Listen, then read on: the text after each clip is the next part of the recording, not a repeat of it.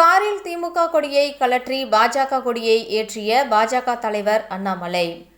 கோவை மாவட்டம் சூலூர் ஒன்றியத்திற்கு உட்பட்ட கண்ணம்மாபாளையம் பேரூராட்சியில் துணைத் தலைவராக இருந்து வருபவர் சண்முகம் கடந்த 2 வருடங்களுக்கு முன்பாக நடைபெற்ற பேரூராட்சி தேர்தலில் வெற்றி பெற்று துணைத் தலைவராக இருந்து வருகிறார்.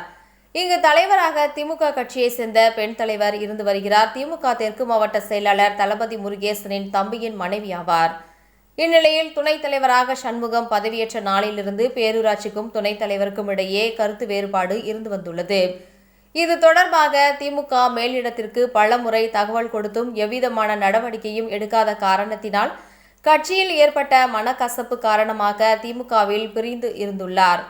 இந்நிலையில் கூட்டத்திற்கு வந்திருந்த அண்ணாமலை முன்பாக கட்சியில் தன்னை இணைத்துக் கொண்டார். முன்னதாக துணைத் தலைவர் சண்முகம் வீட்டிற்கு வருகை தந்த அண்ணாமலை துணைத் தலைவர் சண்முகத்திற்கு சால்வை அணிவித்து வரவேற்றார். பின்னர் கட்சியில் தன்னை இணைத்துக் கொண்டதால் அவரது காரில் இருக்கும் கட்சி கொடியை அகற்றி பாஜக கட்சி கொடியை கட்டுமாறு அண்ணாமலையிடம் துணைத் தலைவர் பணிந்துள்ளார்.